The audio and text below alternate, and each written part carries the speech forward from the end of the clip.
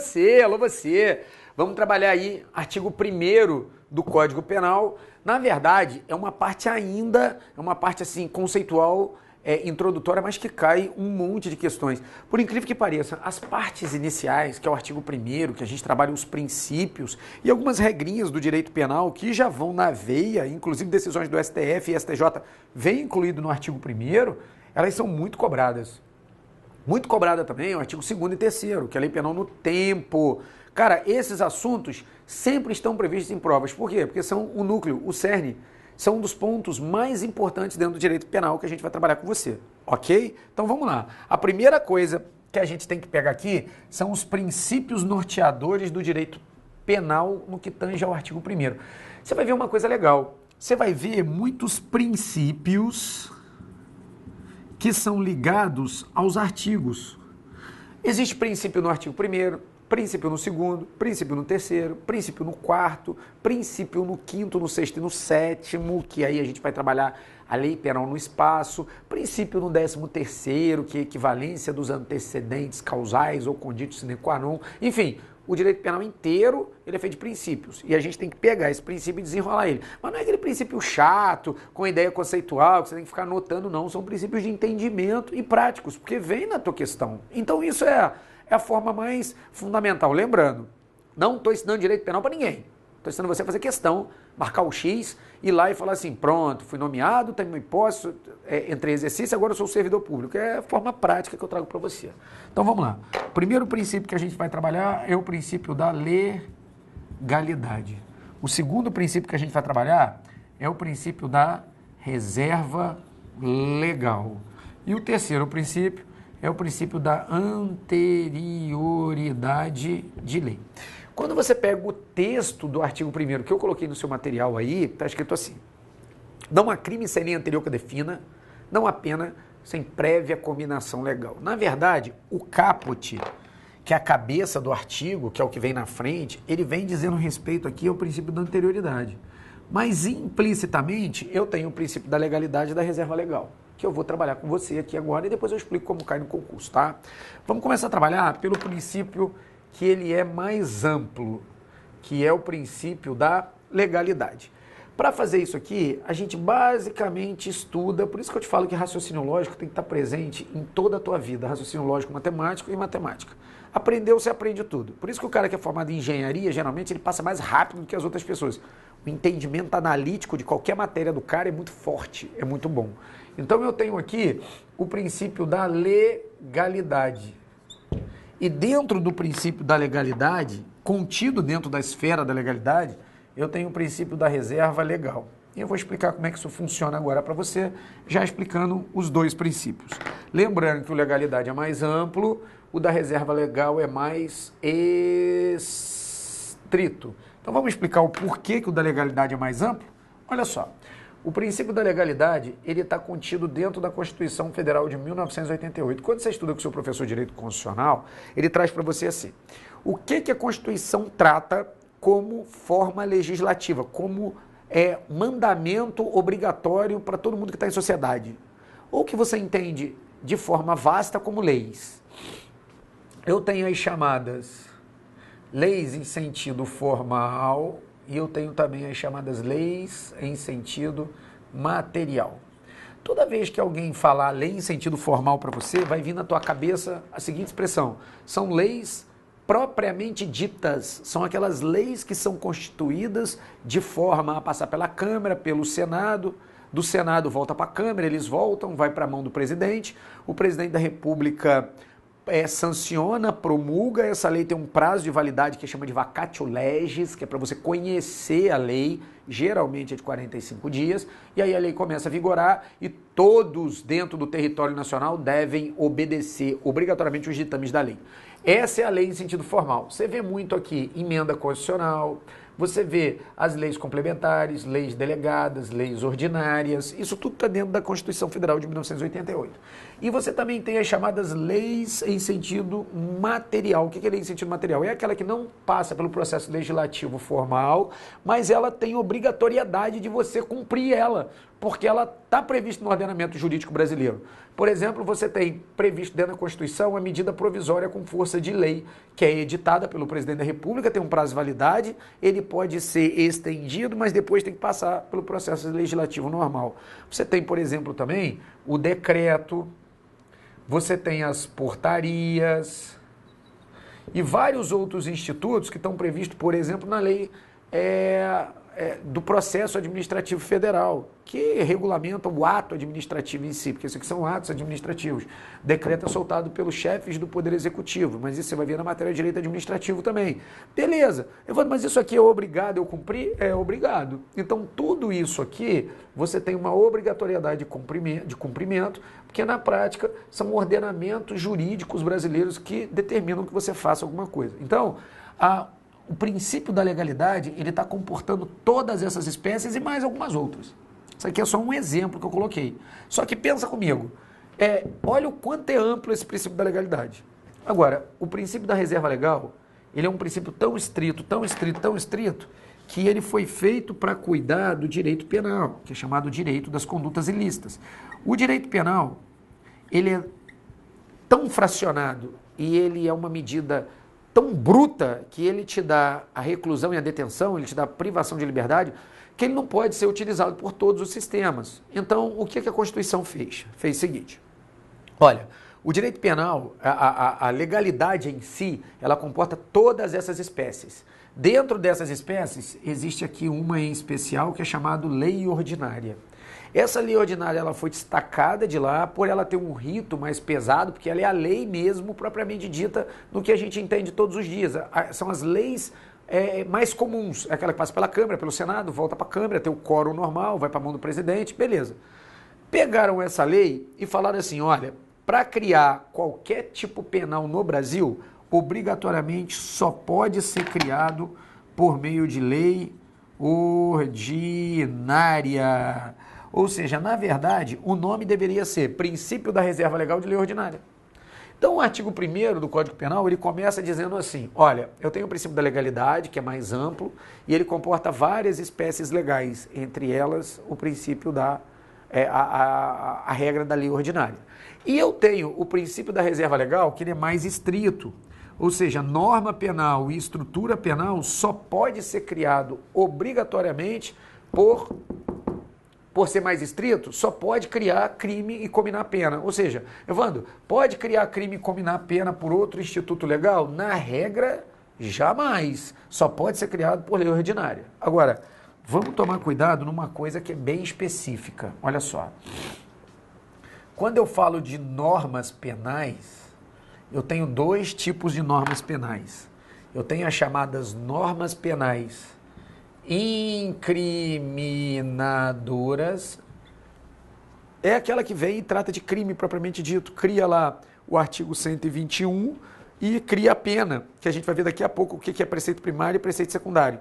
Essa daqui, que são as normas penais incriminadoras, obrigatoriamente tem que ser por meio de lei ordinária, não pode ser outra lei criando crime e combinando pena. Agora, nós temos uma segunda vertente, que são chamadas as normas penais não incriminadoras. O que é uma norma penal não incriminadora? Por exemplo, nós temos aqui, a gente pode catalogar as normas penais permissivas. Por enquanto, eu só vou colocar aqui para você, mas eu não vou ficar explicando de fé e fato, não. Vou só dar um exemplo, tá? Só para você ter uma noção.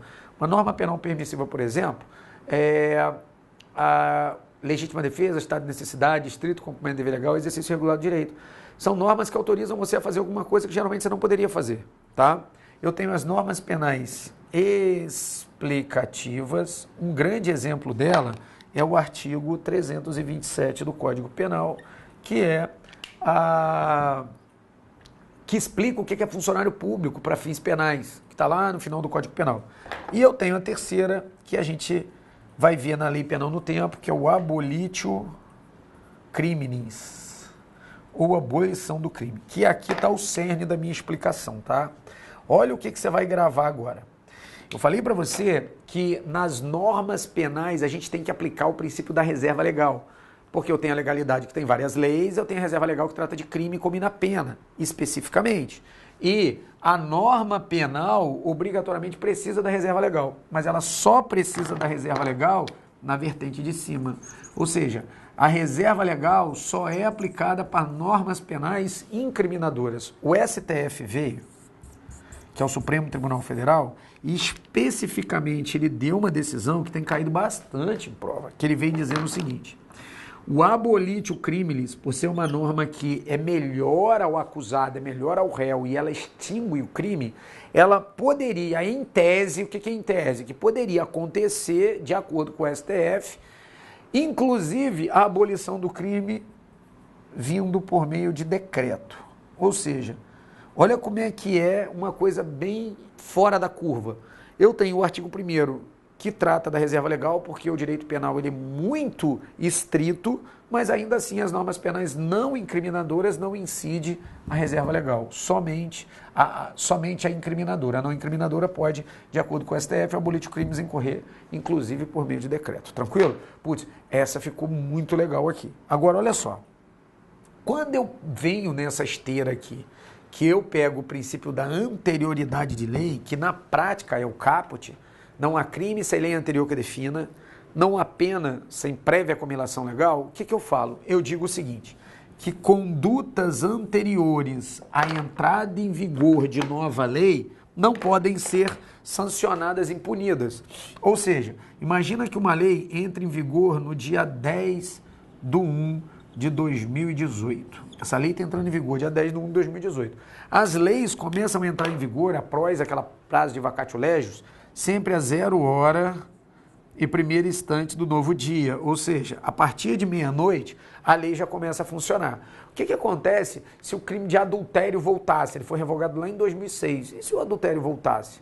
Se o adultério voltasse, ia ser assim. Se você trair a sua esposa no dia 9/1 de 2018, fora você ir para o inferno, se trair tua mulher, tu vai para o inferno, vai queimar no mármore do inferno, o diabo vai enfiar lá as petas e você vai te cortar em 3 pedaços, depois colar e costurar com guspe e no outro dia cortar de novo.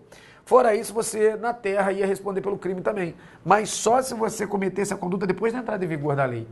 Ou seja, se você traísse aqui no dia 9/1, não ia acontecer nada. Você não ia ser responsabilizado. Mas se você cometesse essa mesma conduta após a entrada em vigor de lei, aí você responderia. Isso que o princípio da anterioridade diz. Não há crime nenhum nas condutas sem lei anterior que defina, ou seja, tem lei e depois da entrada em lei você comete, tem a sua conduta, e não há pena sem prévia combinação legal. Essa conduta tem que ser enraizada de uma pena. Beleza. Então, condutas anteriores à entrada em vigor de nova lei não podem ser sancionadas e não podem ser punidas. Mas olha que bacana. Eu acabei de falar para você, não há crime sem lei anterior que defina, não há pena sem prévia combinação legal. Legal. Agora nós vamos falar de conduta e pena. Ou seja, para que uma coisa seja considerada efetivamente crime no Brasil, o que ela tem que ter? Ela tem que ter uma coisa básica. Olha aqui. A gente tem que chegar e perguntar assim, putz, Evandro, como uma coisa vai ser capitulada de fé e fato como crime? Sempre quando houver o chamado preceito primário e quando houver o chamado preceito secundário. O que vem a ser o preceito primário? Preceito primário é a conduta do cara, que está descrita em um tipo penal. Quando eu falo tipo penal, é um artigo que foi criado por lei em sentido estrito e foi colado no Código Penal ou legislação penal especial. Ou eu tenho obrigatoriamente o preceito secundário, que é a chamada pena. Olha que legal. O que é a conduta, Evandro? A conduta é a perfeita descrição do que o ser humano faz no mundo físico que tem que ser penalizado. Essas condutas têm que ser específicas. Não existe, por exemplo, as chamadas condutas vagas ou indeterminadas. Toda vez que você tiver uma conduta que é vaga ou indeterminada, a lei é ilegal. Você tem que tirar ela do mundo jurídico. Um grande exemplo foi o crimes contra a economia popular, que ela estava de forma vasta, aberta, tipo, qualquer um que cometer qualquer crime contra a economia popular deve ser punido. Putz, mas qualquer crime é conduta vaga e indeterminada. a lei foi tirada do mundo jurídico. E você tem que ter a pena, não existe conduta sem pena. Então, na regra, olha que legal, na regra, todo crime tem que obrigatoriamente ter o seu preceito primário, que é a conduta, e o preceito secundário, que é a pena. Aí vem um adendo aqui muito legal. Se eu falo que todo crime tem que ter conduta, preceito primário e preceito secundário, o que acontece se a gente tiver um crime que só tem o preceito primário e não existe o preceito secundário? Tem crime ou não tem? Existe um exemplo no ordenamento jurídico brasileiro. O artigo 28 da Lei 11.343 de 2006, que é a posse e o uso de material entorpecente para uso pessoal, não para tráfico, não a traficância, para uso pessoal, na lei de drogas, que essa aqui é a lei de drogas, diz o seguinte, que lá no artigo 28, o cara que usar, o cara que consumir ou ter na posse para fins de uso pessoal, ele vai ter, aí tem a conduta, que é ter em depósito, tá na posse, ou tá consumindo a droga para fins de uso pessoal, que é a conduta, a pena dele, ou seja, existe a conduta, a pena dele é as chamadas penas alternativas. Se é pena alternativa, pelo direito penal, nem pena é considerada. Por quê? Porque as penas são de reclusão e detenção para o cara responder pelo crime. A infração penal se divide em crime e contravenção penal. O crime é sinônimo de delito. A pena do crime ou de delito é de reclusão e detenção e ainda tem uma pena acessória chamada multa. Porra, se eu tenho um crime que tem a conduta primária, mas não tem a secundária, o que acontece com isso aqui? Aí tinha uma briga, perguntando se estava criminalizado ou descriminalizado. Ou seja, se o artigo 28 da 11.343 foi criado pelo legislador, mas não era crime. Estava lá somente como uma medida educativa. Nossa, esse problema perdurou por muito tempo, até que em 2009 o STF veio e disse o seguinte, olha, essa conduta aqui continua criminalizada. Ou seja, hoje existe uma hipótese de crime, uma que é exceção, porque toda regra tem e comporta uma ou mais exceções, existe uma regra, uma exceção que existe o preceito primário, mas não existe o secundário. Então aqui eu tenho que a conduta está criminalizada, mas preste atenção o que você vai colocar na prova. Ela foi despenalizada. Cuidado, mocorongo, seu tongo, para não dizer que o artigo 28 do Código Penal está descriminalizado. Ele está despenalizado, mas continua criminalizado. Então vamos lá. Eu tenho preceito primário a conduta, preceito secundário, eu tenho a pena, não pode ser vaga, não pode ser indeterminada, e eu trouxe aqui a exceção, que é o artigo 28 para você. Então, olha, a gente está trabalhando aqui o crime, a gente vê o preceito primário, preceito secundário, a conduta, a pena, não pode ser vaga e não pode ser impreciso. Aí olha que bacana, eu tenho uma outra regra que você não pode confundir o que é a conduta vaga ou imprecisa com norma penal em branco. Olha, condutas vagas e imprecisas não podem existir. Norma penal em branco, ela é regulamentada, ela existe pelo princípio da reserva legal e pelo princípio da legalidade. O que é uma norma penal em branco? Na verdade, norma penal em branco nada mais é do que um complemento à lei, tá? Só isso. É algo complementar à lei. Tem leis que ela vem de forma, não é que ela vem vaga ou imprecisa, é porque por necessidade jurídica ela necessita de um complemento. Eu vou te dar um exemplo. A lei 11.343 de 2006, que é chamada Lei de Drogas. Imagina o seguinte, a Lei de Drogas, ela vem dizendo assim no artigo 33, quem trafica droga deve ter a pena X. Beleza, vem a conduta e vem a pena. Agora, o que é droga? O que é interpretado e o que você conhece como droga? Bem, maconha é droga? É. Cocaína? É. Êxtase? Também. Cheiro do loló? Também. Lança-perfume? Também é droga. Mas como é que você sabe que isso é droga? Você sabe que isso é droga porque todas as drogas no Brasil, elas estão capituladas não dentro da lei. Elas estão capituladas acessoriamente como complemento, explicando o que é droga, na chamada portaria do Ministério da Saúde. Ou seja, tudo que é droga no Brasil está aqui. Evandro, mas por que isso? Porque portarias são leis em sentidos materiais. Ou seja, eu preciso só que o ministro da Saúde vai lá, determine a portaria e ele delegue ou ele mesmo assina e o negócio já entra na portaria. Evandro, por que isso acontece? Imagina a seguinte situação hipotética. Imagina que no dia 1/1 de 2018, você está de policial federal ou rodoviário federal ali em Foz do Iguaçu, aqui bem pertinho, na fronteira com o Paraguai. E você pega um saco de bala azul.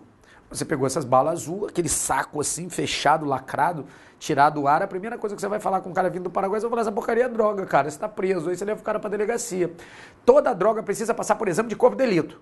Aí o perito vai pegar e vai fazer o exame de corpo de delito, que é o exame normal pericial na droga. O perito vai olhar para você e falar, ô, policial, tem alguma merda aqui. Isso aí pode ser qualquer coisa, menos droga. Por quê? Porque nenhuma droga capturada dentro da portaria do Ministério da Saúde, nenhum tipo de substância está batendo com isso aqui que você apreendeu no dia 1/1 de 2018. Aí você vai ter que liberar o cara.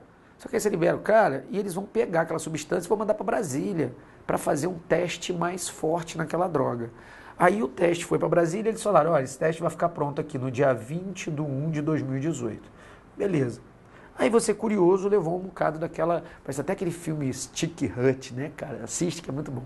Aí o cara leva aquela bala para casa. Chega em casa, o cara olha aquela bala e fala, que porra é essa, cara? Aí o cara pega uma balinha azul, bota na boca para ver o que é, né, cara? Puta que pariu. Dá 3 minutos, o cara tira a cueca pela cabeça, o sutiã pelo pé, enfia a cabeça na privada e se pendura na antena Sky lá de ponta cabeça e fica andando pra lá e pra cá vendo o mundo girar. Ou seja, você ficou doidão com aquela porra, porque aquela substância não estava dentro da portaria do Ministério da Saúde, mas tem a capacidade psicoativa de deixar você doido.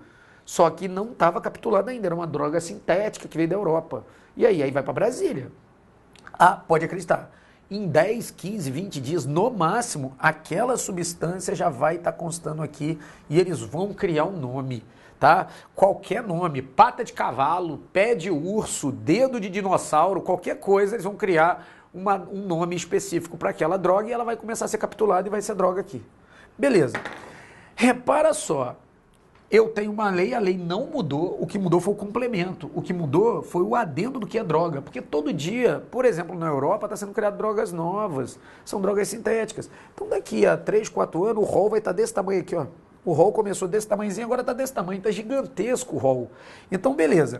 Agora, a norma penal em branco, que é um complemento, que é esse complemento que eu te falei, que não mexe na lei, tá? A lei continua respeitando preceito primário, preceito secundário e sendo específica, ela só precisa de um complemento, ela pode ser complementada de duas formas. Ela pode ser complementada de uma forma homogênea, que é a menos comum, ou seja, eu tenho uma lei em sentido formal, estrito, passou pela Câmara, pelo Senado, que criou a lei de drogas, e eu tenho um complemento que vem pelo mesmo instituto legal, ou seja, seria um complemento de lei sendo complementado por outra lei. Isso aqui é um pouco usual. Você imagina nessa zona que está o Congresso, passar pela Câmara, passar pelo Senado, voltar para a Câmara, ir para a mão do Presidente da República, promulgar, sancionar, promulgar, o negócio começar a funcionar para poder essa droga entrar no rol aqui. Porra, nego ia ficar doidão aí uns 2 anos, com aquele negócio sem ser considerado crime. Para ser mais rápido, eles criaram a norma penal em branco heterogênica. Ou seja, eu tenho uma lei, que é a lei de drogas, que é uma lei em sentido formal, uma lei em sentido estrito, e ela é complementada não por uma lei formal, ela é complementada por uma lei em sentido material, que aí pode ser medida provisória, decreto, ou, no caso do Ministério da Saúde, portaria, que é muito mais rápido. Só que, na verdade, se bater em Brasília e o cara identificar em 3 dias que aquilo é psicoativo, é um psicotrópico fortíssimo, mas que não está capturado, o cara pode colocar aqui na portaria do Ministério da Saúde. Pô, Evandro, mas aquilo que o cara caiu era um pedaço lá de Krypton, que era um pedaço de kryptonita que quebrou, e o cara pegou a kryptonita, refinou e estava comendo a kryptonita e ficando doidão. O cara vai colocar aqui, ó, kryptonita.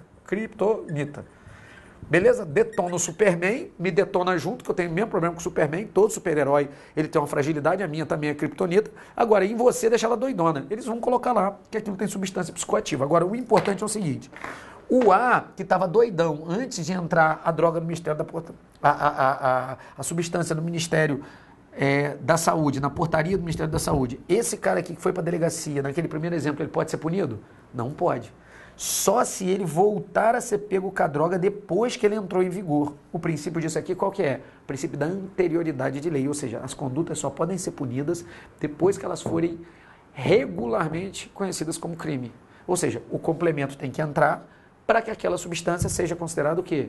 Droga. Isso acontece muito, é muito regular em todos os lugares, porque as drogas sintéticas estão entrando no mundo. Então, você tem norma penal em branco homogênea, heterogênica, homogênica lei para lei, normal, é o mesmo instituto em linha, e norma heterogênica é uma lei em sentido formal sendo complementada por uma lei em sentido material, que pode ser decreto, medida provisória, ou, por exemplo, que é o mais comum no caso da lei de drogas, que é a portaria. Beleza?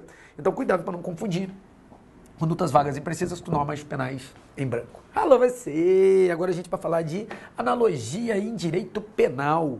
Beleza. Analogia em direito penal. Ó, cuidado para não confundir analogia com interpretação analógica. No direito penal existe tanto analogia em bonam parte quanto analogia em malam parte, só que a malam parte não pode ser utilizada. O direito penal capitula, mas não pode ser utilizado. Só pode ser utilizado a analogia in bonam partem. O que quer dizer analogia in bonam partem? Ela pode ser utilizada para beneficiar a pessoa, nunca para prejudicar. Então tá aqui, ó, pode ser utilizado para beneficiar, prejudicar jamais, tá?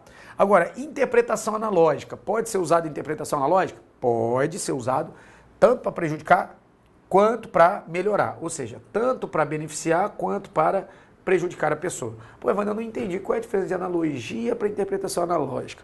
Analogia, você usa uma situação que existe de fé e fato no regulamento jurídico brasileiro, criado por norma penal estrita, ou seja, você tem ela escrita no direito penal e você utiliza em outro caso para beneficiar a pessoa. É o que acontece, por exemplo, agora o 214 parou de existir, que é o atentado violento ao pudor, só existe o estupro. Mas existe o artigo 128, inciso 2, que diz assim, mulher poderá ser feito o aborto em caso de estupro. Antigamente, antes de 2009 da lei mudar, a pessoa podia engravidar por um atentado violento ao pudor, ou seja, o cara forçosamente fazia sexo anal com a mulher, por corrimento do esperma, a mulher engravidava. Só que a lei falava que podia ser feito só em caso de estupro. Então tinha uma mulher grávida por atentado violento ao pudor e o aborto sentimental ser feito em caso de estupro. E aí? E aí o direito penal usava uma situação parecida na outra para poder ajudar. Hoje tudo é estupro, tá? O violento atentado ao pudor acabou o artigo 214. Só existe o 213. Agora, interpretação analógica pode ser para prejudicar, pode ser para beneficiar. Vou te dar um exemplo. Isso aqui, geralmente, quem quer te ajudar é o defensor. Quem quer te prejudicar é o promotor. O promotor de justiça quer saber não, ele quer te meter o ferro. Então, saco a minha arma, dou um tiro no cara. Porra, deu um tiro no cara, o tiro pegou no pé. Alguém vai interpretar e vai falar, ó, aquele tiro lá não foi no pé não, ele mirou na cabeça e acertou no pé. Então, é tentativa de homicídio. Artigo 121, combinado com o artigo 14.2, crime tentado. Aí o defensor vai falar negativo, os caras se discutiram, o A não queria matar o B não, ele só queria dar um tiro no pé, lesão corporal. Então, o que acontece com a interpretação analógica é que você interpreta a lei ou a favor ou a benefício. Então vale tanto para beneficiar quanto para prejudicar. Analogia em direito penal só vale para beneficiar, nunca para prejudicar o agente. Tranquilo? A gente vai trabalhar agora um tema bem importante, cara, dentro desse artigo 1º, que é o sujeito ativo e o sujeito passivo, que são, na verdade, os sujeitos do crime. Na verdade, é bem fácil você entender, né? Sujeito ativo é aquele que comete a ação ou a omissão criminosa. Sujeito passivo é o que sofre a ação ou a omissão criminosa. O A deu um tiro no B, o A é o sujeito ativo e o B é o sujeito passivo. Bem simples, né? Só que muita gente acha que isso aqui só foi constituído e só foi feito para as pessoas físicas. Olha só. Mas, até certo ponto, está certo. A regra é que o sujeito ativo de crime e o sujeito passivo, o Código Penal foi feito para as pessoas físicas. Mas o STF, e isso é bem importante, tá? O STF e o STJ dizem, tanto o STF quanto também o STJ, que são as jurisprudências mais comuns cobradas em concurso público, diz que a pessoa jurídica pode também ser sujeito de crime. Pessoa jurídica, tanto sujeito ativo como sujeito passivo. Vamos falar a primeira vertente, que ela pode ser sujeito ativo do crime. Tanto o STF quanto o STJ consideram que ela pode ser sujeito ativo nos crimes ambientais. Crimes ambientais. Aí tinha uma briga que agora já foi solucionada, tá? Que é uma jurisprudência, inclusive, não tão antiga, que dizia o seguinte: o STF falava que a pessoa jurídica ela podia ser sujeito ativo dos crimes ambientais de forma isolada. Ou seja, se a empresa X for lá e derrubar dejetos químicos dentro do rio, ela pode ser penalizada. Como é que você vai penalizar uma empresa, cara? Você não consegue dar reclusão e detenção nela, tudo bem, mas você consegue aplicar uma pena alternativa, interdição de direitos, alguma coisa na pessoa jurídica. Já o STJ dizia que pode ser penalizado também por crimes ambientais, mas deveria ter a teoria da dupla imputação. Ou seja, a pessoa jurídica não poderia ser punida isoladamente, deveria ter a pessoa física junto.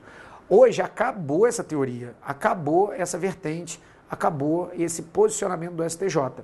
Hoje, tanto o STF quanto o STJ diz que a pessoa jurídica continua podendo ser sujeito ativo, continua nos crimes ambientais e ambos dizem que a pessoa jurídica pode ser punida isoladamente. Essa é a decisão jurisprudencial mais nova. Então o STF parou de brigar com o STJ, o STJ parou de brigar com o STF, estão no mesmo sentido. Agora, pode a pessoa jurídica ser sujeito passivo do crime? Pode, se o crime contra ela praticado for compatível. Por exemplo, tem como eu aplicar um crime de furto? A pessoa jurídica pode ser sujeito passivo de um crime de furto? Pode, ela pode ser vítima. Agora, pode ser vítima de estupro? Você tem como comer a pessoa jurídica? Não tem. Então, amigo, não é compatível com ela. Então tá aí as duas teorias e sujeito ativo, sujeito passivo de uma forma bem simples, bem calma, e é o que você precisa para acertar, tá? Coloquei a jurisprudência aí para você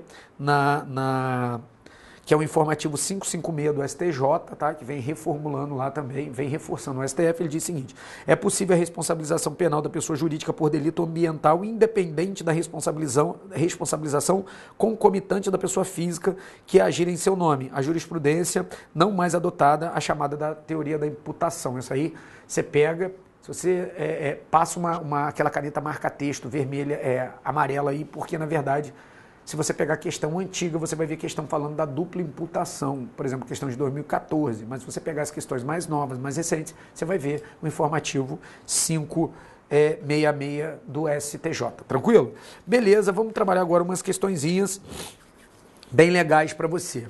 Vamos lá, os exercícios que eu trouxe para você, olha só.